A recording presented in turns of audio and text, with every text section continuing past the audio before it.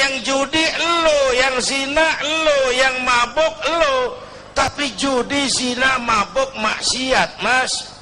Kalau ini negeri banyak maksiatnya, Allah marah. Kalau Allah marah, turun gempa. Kalau turun gempa, yang mampus bukan lu doang, monyong. Bareng rame-rame.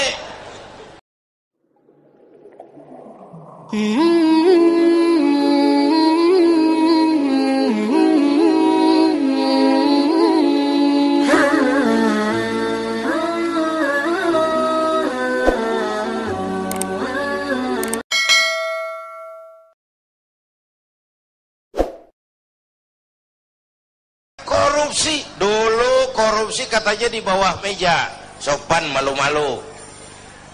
Kemudian maju, korupsi di atas meja, terang-terangan. Sekarang meja-mejanya dikorupsi. Bukan lagi atas meja, bawah meja, meja-mejanya disikat sekalian. Dan celakanya di mana-mana tuh tukang sunat merajalela.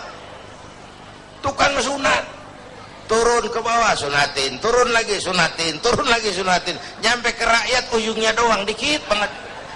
Kebanyakan tukang sunat. Yang disuruh ngurus beras, nimbun beras. Yang disuruh ngurus laut, jadi bajak laut. Yang disuruh ngurus hutan, rame-rame jadi orang hutan. Yang disuruh ngurus hukum malah bikin hukum kayak pisau, orang jadi nggak takut, hukum nggak berwibawa. Mestinya kalau kepolisian, kejaksaan, kehakiman bekerja bagus, KPK nggak perlu ada. Ya, itu kan ad hoc. Dibentuk KPK karena kinerjanya nggak memuaskan. Nah, satu saat KPK nggak perlu kalau polisi, jaksa, hakim kerjanya cakep. Ya, ya. Ini kan negeri kita udah kebanyakan tim ini. Muncul masalah, bukan diselesain, bikin tim. Bikin tim, bikin tim. Urusan kagak rapi, tim makin banyak. Bapak Ibu hadirin yang saya hormati, oleh karena itu setiap kita punya tanggung jawab moral. Paling tidak mencegah diri kita jangan ikut dalam korupsi pada tingkat kita masing-masing. Itu yang pertama saya kira, jihad menghadapi korupsi. Yang kedua, jihad melaksanakan amar ma'ruf nahi munkar. Ini penting. Sebab kalau yang ma'ruf jalan, yang munkar jalan, yang munkar itu mengundang murka Allah. Kalau murka Allah turun, bencana nggak nimpa yang zalim saja, yang baik-baik kena jatahnya. Saudara makan nangka kena getahnya, itu resiko. Saudara nggak makan nangka kena getahnya, itu sial namanya. Kan nih sekarang nih di masyarakat ada nih orang kalau dibilangin ngomongnya begini, biarin aja, yang mabok gue, yang judi gue, pakai duit gue main di rumah gue, urusan apa sama orang? Yang zina gue, yang bayar pelacur gue, mau enak mau penyakit urusan gue. Lu ngapa jadi repot? Ada tuh orang kalau dibilangin nyautnya begitu. Ada nggak? Yang mana?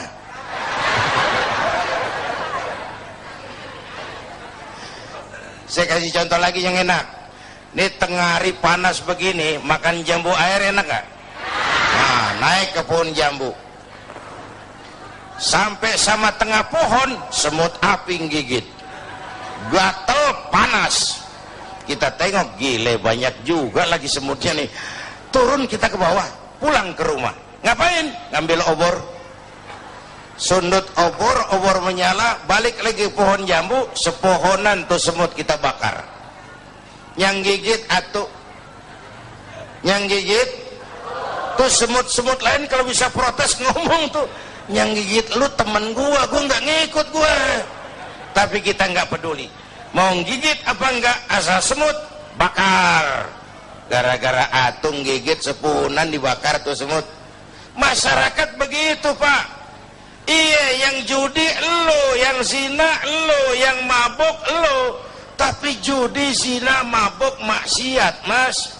Kalau ini negeri banyak maksiatnya, Allah marah.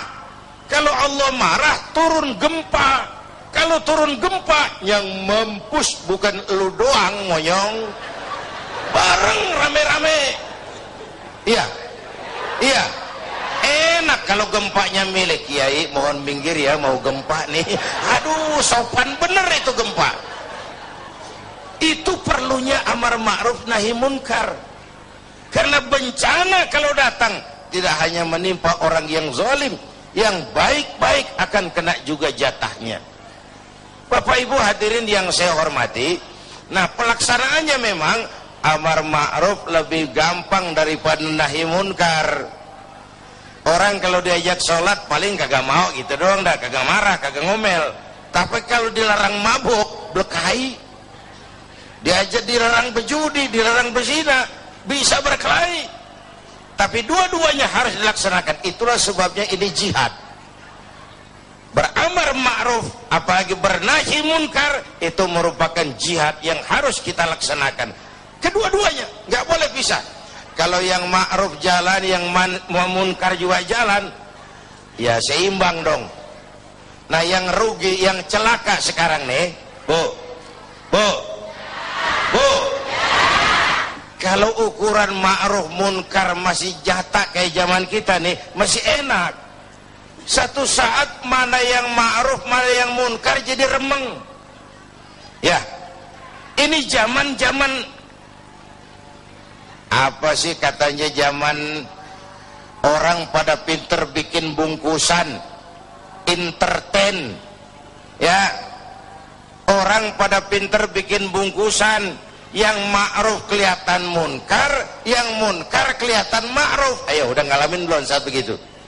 Ya, yang jujur dimusuhin. Nah, udah kejadian kan?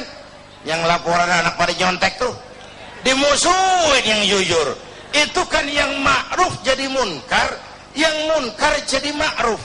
Terbalik nilai masyarakat kita. Ini menyedihkan, ini memprihatinkan, ini musibah. Kalau yang ma'ruf jadi munkar, yang munkar jadi ma'ruf, mau apa lagi kita? Masya Allah.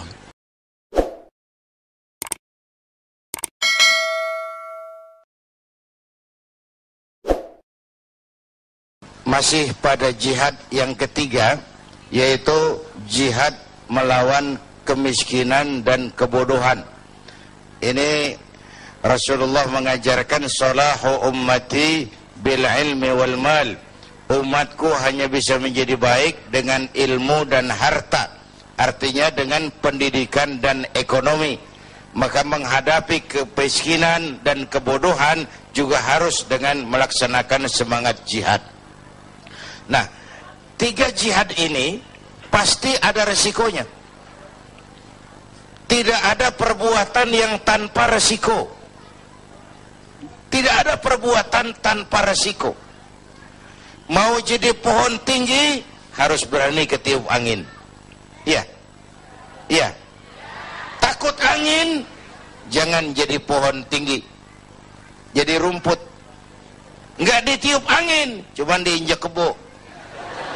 Nggak ada perbuatan tanpa resiko. Makin tinggi nilai kepemimpinan, makin tinggi resikonya. Karena itu pemimpin bukan hanya punya konsep, tapi harus berani resiko. Konsep bagus tapi nggak punya resiko, nggak berani ngadepin resiko, ya jalan di tempat, Pak. Nyanyi di gurun pasir, kedengarannya doang merdu, kenyataannya kagak ada.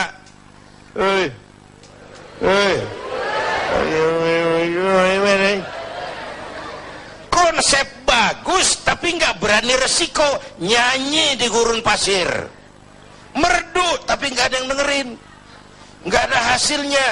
Kalau ngambil contoh dari baginda Rasulullah Shallallahu Alaihi Wasallam, beliau itu pertama sejak kecil ditempa oleh kesulitan. Lahir ke dunia nggak sempat ngeliat bapak, umur 6 tahun ditinggal emak, umur 9 tahun ngangon kambing, remajanya nggak dikolokin.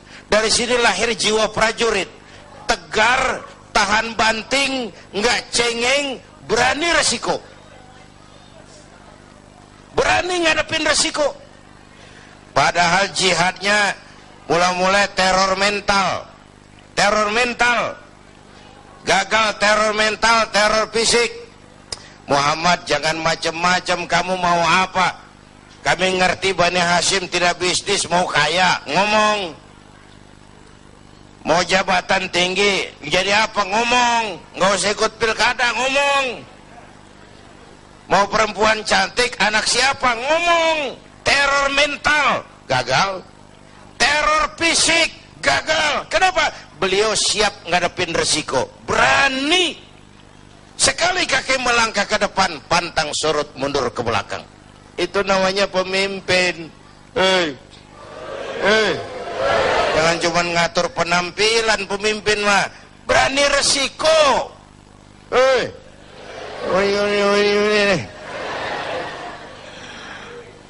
Bapak Ibu hadirin yang saya hormati. Yang kedua, Rasulullah tetap memulai jihadnya dengan modal utama akhlakul karimah. Memperbaiki akhlak pakai akhlak. Budi pekertinya luhur. Dipuji oleh Allah, wa innaka la'ala khuluqin azim. Yang ketiga, beliau pandai menginventarisir potensi. Kalau mau jihad harus ada kebersamaan, Pak. Coba lihat, Nabi punya Umar bin Khattab, Nabi punya Abu Bakar, Nabi punya Ali, Nabi punya Utsman. Ada penyandang dana kayak Utsman, ada jenderal kayak Umar, ada orang tua bijak kayak Abu Bakar Siddiq, ada anak muda intelek kayak Ali bin Abi Thalib, ada wanita budiman kayak Khadijah. Membangun kebersamaan, karena masalah yang kita hadapi sangat besar, perlu kebersamaan. Dulu pun waktu merdeka kita mikir-mikir, coba jenderal mana mau taruhan, bambu runcing merdeka ngelawan tank? Ya, bambu runcing merdeka ngelawan meriam. Iya, kalau meriam Belina, meriam itu mau gue juga bisa ngelawan. Meriam Belanda, menurut otak impossible, tidak mungkin, mana bisa. Entoh nyatanya kita merdeka. Bapak Ibu, ini menarik untuk dikaji. Orang-orang tua kita dulu punya komitmen. Komitmennya sederhana, merdeka atau mati. Merdeka atau mati. Sekarang komitmen nggak jelas, Pak. Nggak jelas apa komitmennya. Seakan-akan jabatan, kesempatan untuk jadi kaya. Apalagi akibat koalisi sekarang ini, semua juga buat kepentingan partai-partai politik. Makanya untung saya udah mundur dari politik. Dulu zaman jahiliyah saya ngikut. Dulu. Bapak Ibu hadirin yang saya hormati, oleh karenanya dalam jihad di negara kita ini perlu semangat kebersamaan. Nggak bisa parsial, karena masalahnya sangat kompleks. Masalahnya sangat kompleks. Semua kita dengan bidang dan kemampuan kita masing-masing melaksanakan yang namanya jihad. Menghadapi kemiskinan, menghadapi keterbelakangan, menghadapi kurangnya keadilan, itu kan kita rasakan. Itu juga memerlukan jihad. Dan buat kita semua, tentu melaksanakan jihad adalah kewajiban. Sesuai, sekali lagi, sesuai dengan bidang dan kemampuan kita masing-masing.